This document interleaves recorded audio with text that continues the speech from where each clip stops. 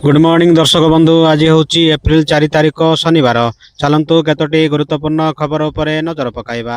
सेतिपाई भिडियोटी को शेष पर्यंत देखंतु एवं जदि चैनल रे नुआ आछंती ताहेले सब्सक्राइब करी बेल आइकन टी को दबाई दियंतु जा फल रे नुआ नुआ अपडेट सर्वप्रथमे पाई परिबे। आजिर प्रथम खबर 8 तारिख जाए छेचिबो। आज पई एही 12 जिल्ला रे बिजुली घड़घड़ी सह वर्षा वार्निंग जारी।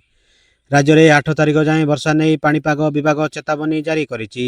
बिजुली घड़घड़ी सह वर्षा नहीं आसंता काली 12 जिला को येलो वार्निंग जारी करा जायछि।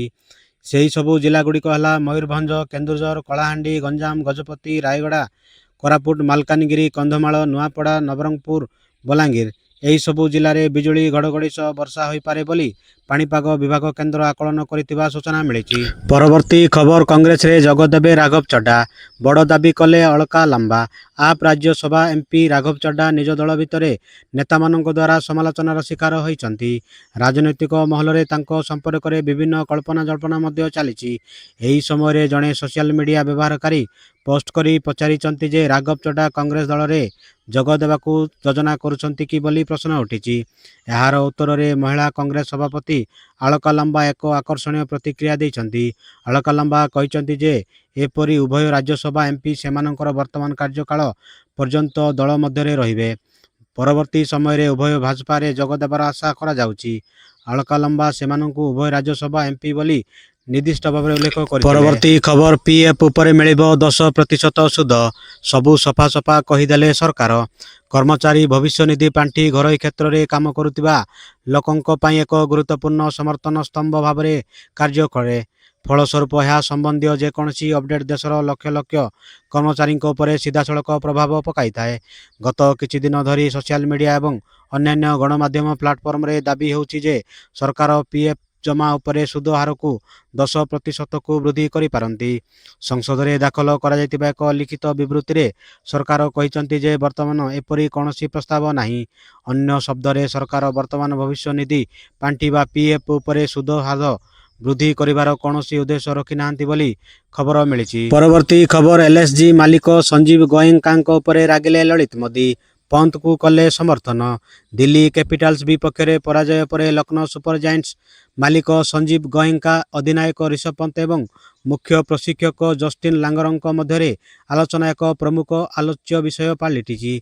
संजीव एवं पंत अनेक फोटो भाइराल होछि जहां प्रशंसक माने 2024 मसीह केएल राहुल सहित होइतिबा विवाद सहित जोड़ुछन्ति।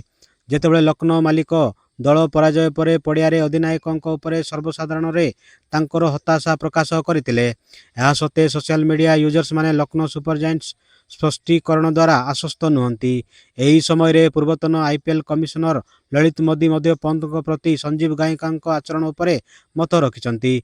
एक्स से कहिछन्ति जे मु तुमको कहिथिली जे लखनऊ सुपर जायंट्स मालिक संजीव गोयंका जड़े पराजित एवं जड़े जकर। परवर्ती खबर B1 सेतु रे आक्रमण प्रतिशोध नेब ईरान। टार्गेट रे अछि 8 अंतर्जातीय सेतु।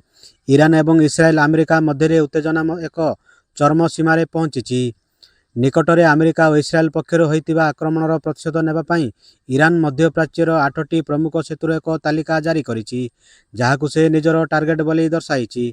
ईरान रो अर्ध सरकारी संवाद संस्था फार्स अनुଯାयी कराज रे थिबा B1 सेतु आंशिक नष्ट हेबा परे एही घोषणा करा जायछि। ईरान रो इस्लामिक रेवोल्यूशनरी गार्ड कॉर्पस बा IRGC भविष्य रे एही सेतु गुड़िक उपरे आक्रमण। परवर्ती खबर पदरु हटि जिबा परे प्रथम थर मोह खोलिले राघव चड्डा। कहू कहू कहिदेले बड़ कथा। आम आदमी पार्टी नेता एवं राज्यसभा एमपी राघव चड्डा उपनेता पदरु हटिबा परे प्रथम थर पई एनै खोलाखोली भाबरे निज मत प्रकाश करिसंती। से सोशल मीडिया एक्स रे एक वीडियो शेयर करिसंती एवं अनेक प्रश्न उठाइसंती। से सर्वदा साधारण लोकंक स्वर भाबरे संसद को आसीचंती एवं जनसाधारण उपरे सीधासलख प्रभाव पकाउतिबा विभिन्न प्रसंग उठाइचंती बोली से कहिचंती। राघव चड्डा कहिचंती मु संसद रे जनसाधारण समस्या उठाई थाए।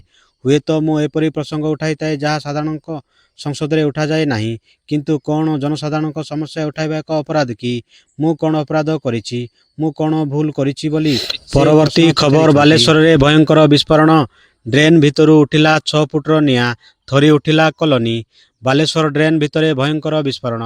ଏହି ଦୁର୍ଘଟଣା ପରେ ସ୍ଥାନୀୟ ଅଞ୍ଚଳରେ କୋକୁଆ ଭୟ ଖେଳି ଯାଇଛି। ବିସ୍ଫୋରଣର ପ୍ରକୃତ କାରଣ ଅସ୍ପଷ୍ଟ ଥିଲାବେଳେ ଘଟଣାସ୍ଥଳରେ ଅଗ୍ନିଶମ ବିଭାଗ ପହଞ୍ଚି ଯାଞ୍ଚ ଆରମ୍ଭ କରିଛି। ବାଲେଶ୍ୱର ମ୍ୟୁନିସିପାଲିଟି ପଢୁଆପଦା ପ୍ରଗତି ନଗର କଲୋନୀରେ ମ୍ୟୁନିସିପାଲିଟି ଡ୍ରେନ୍ ଭିତରେ ଏକ ଭୟଙ୍କର ବିସ୍ଫୋରଣ ହୋଇଛି। ବିସ୍ଫୋରଣର ମାତ୍ରା ଏତେ ତୀବ୍ର ଥିଲା ଯେ 6 ଫୁଟ ଉପରକୁ ନିଆଁ ଉଠି ଯାଇଥିଲା। 100 ମିଟର ପର୍ଯ୍ୟନ୍ତ ଡ୍ରେନ୍ କାନ୍ଥ ଫାଟିବା ସହ ସିମେଣ୍ଟ ଚେୟାର ଖଣ୍ଡ ଖଣ୍ଡ ହୋଇଯାଇଥିଲା। 2-3ଟି ସ୍ଥାନରେ ପାଣି ପାଇପ୍ ମଧ୍ୟ ଜଳିଯାଇଛି ବୋଲି ସୂଚନା ମିଳିଛି। ପରବର୍ତ୍ତୀ ଖବର, ପାକିସ୍ତାନରେ ପେଟ୍ରୋଲ ଓ ଡିଜେଲ ଦର ଆକାଶ ଛୁଆଁ, ଭାରତଠୁ 3 ଗୁଣ ଅଧିକ। ଭାରତର ପଡ଼ୋଶୀ ଦେଶ ପାକିସ୍ତାନରେ ବୃଦ୍ଧି ପାଇଲା ପେଟ୍ରୋଲ ଓ ଡିଜେଲ ଦର। ଲିଟର ପିଛା ପେଟ୍ରୋଲ 458 ଟଙ୍କା ହୋଇଥିବା ବେଳେ ଡିଜେଲ ଦର ଲିଟର ପିଛା 520 ଟଙ୍କା ଅତିକ୍ରମ କରିଛି।